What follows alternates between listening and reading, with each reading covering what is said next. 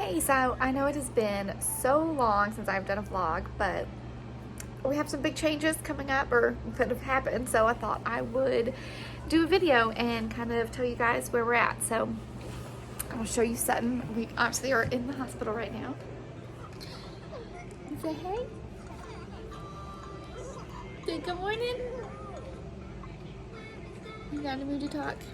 So this right here is our big change. She's on some pain medicine right now, so she's a little bit sleepy. Put your pansy in your mouth. She got a G tube. So she had the surgery yesterday. Hopefully we're going to go home today.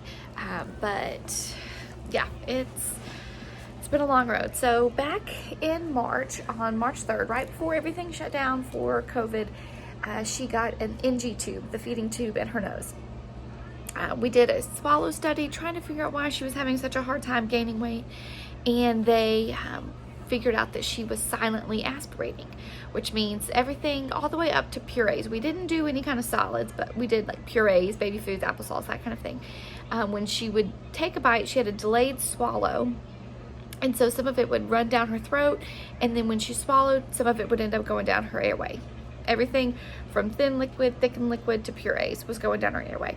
So that day, was not at all the plan. I had plans for the afternoon, but we immediately were admitted to the hospital. They put a feeding tube in, and we had to stay overnight to get adjusted to that, and that was the new thing.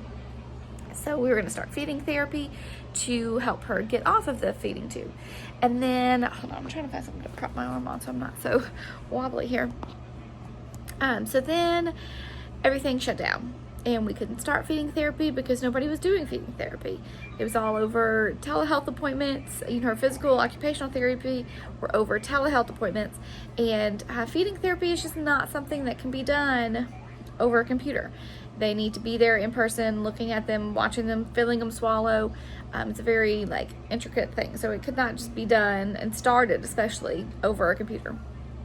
So it was July before we even started. So it'd been 5 months of her having a feeding tube and not eating anything, nothing by mouth. We eventually, I want to say around probably May or June, had started giving her graham crackers occasionally. It was just a thick enough solid that she didn't seem to have any issues with it. But we were worried about her losing interest in food, because at the beginning of May we had an evaluation for feeding therapy, and the feeding therapist said, with the length of time that she had not been eating anything, she would be losing interest in food and make it even harder to get her off of the feeding tube. Because when we first got the feeding tube, we're told 3 to 6 months probably, and it would be done. And had we started therapy immediately, that may have been the case. But we are now on 9 months of having a feeding tube, and we are not even close. She is, at least we did an updated swallow study back in July, and she now can have purees and honey thick liquid, which of the three, there's 3 different thicknesses. There's thin liquid, which is like milk, water, juice, just plain liquids. And then there's nectar thick and honey thick. So the honey thick is obviously the thicker, so she can handle that, a couple bites of that. So, we're making progress, but it's still going to be a while before she's able to drink thin liquids and drink enough of them to get by in life and be hydrated. So she's doing really good as far as eating solid foods and soft solids. She's hit or miss with if she'll eat any kind of puree or honey thick liquids. I do try all the time, but it does not go well. She doesn't want it, and so you can't. If you ever had a toddler, you can't make a 2-year-old eat something they don't want to eat. So it just puts everything on hold. There was a couple weeks where she got traumatized in feeding therapy from a spoon and refused to eat anything off of a spoon for a couple weeks. So that really, put everything back on hold again. So it's been a long road. We've got a long way to go. The sun's coming out. So talking to her doctor, we decided that the G-tube would be the best option for right now. I had no idea what to expect. It's been very hard. She's done much better today, but yesterday was awful. So she had surgery back in May. She had her tonsils, her adenoids taken out, and it was no problem, no big deal. And that's what I was expecting for this. But no. So just a heads up for anybody that finds this video that is getting a G-tube put in, be prepared because it was rough. She was on Toradol, which is a pain medicine. She was taking morphine and Tylenol, and she was still crying in pain all day yesterday. I think she had 4 doses yesterday of morphine on top of the Toradol and Tylenol.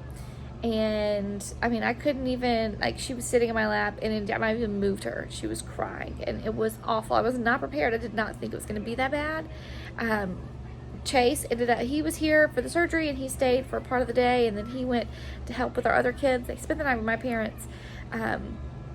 But they both had a cheerleading and football game last night, so he went to help with that. And I couldn't do anything. I could not put her down. I could not do anything. So I was like, I tried to look up other videos and information to prepare myself, and I could never find anything. So I just wanted to make this video to help any other mamas out there who are getting ready to go this route. And then the other thing that surprised me, which I will show you, I'm going to show the tube, so if you were squeamish, feel free to look away, or you can go ahead and stop the video. But say hey. Let's see if she'll let me do this. So the initial tube, there's this little part right here. It's a little like hard plastic, and then it is the tube comes all the way out here. This is there's a little pincher. I can't think of what it's called right now. And then the valve. And so that is like, this part stays for 4 months. Getting the button, which is what I thought she would be getting, she doesn't get until it gets changed out in 4 months. So I'll try to do some more. She got the IV in her hand. I will try to do some more videos, you know, as we leave. Hopefully we go out today.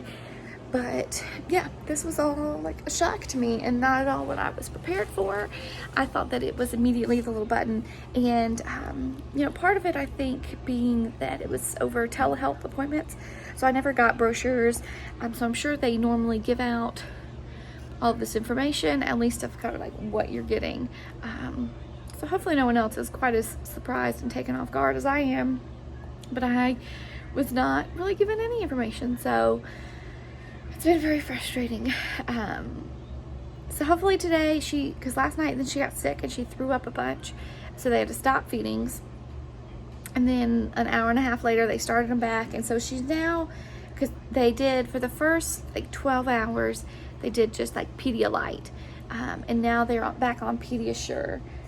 So she is doing that. So if she can maintain this, which she's done good so far, then we'll try to go back to the bolus feeds, which is where it's just a larger amount, because she's on continuous feed now, which is she's at just over an ounce an hour, because 30 cc's is an ounce and she's on 40 cc's an hour. And so it's just a slow continuous feed. So hopefully we're going to stop the continuous feed, and then we'll do a bolus feed, which is where, you know, an ounce to 3, whatever they want to put it started at, over an hour. And so it's a larger volume, and that's what we'll have to do, like, to get back to. So hopefully there's no more complications and we can get out of here today. But yeah, so that's kind of where our life is going. So she turned 2 in July, so she is 2 and 3 months old. And you know, development, I need to do a full update on her. She's making good progress. She's not walking, still not walking, but she is crawling. She started crawling after getting the feeding tube. The feeding tube has made a huge difference for her. And I can go into a more detailed video on all of that if anyone's interested. I know it's been forever since I've done anything, but I just wanted to come on and give you guys an update. We are here at the hospital, so hopefully we will be leaving soon. And make sure that you check out my Instagram, because I do post more regularly on my Instagram. It's Chasenamber, and yeah, so you can kind of keep up with us there. But I will talk to you guys later. Bye.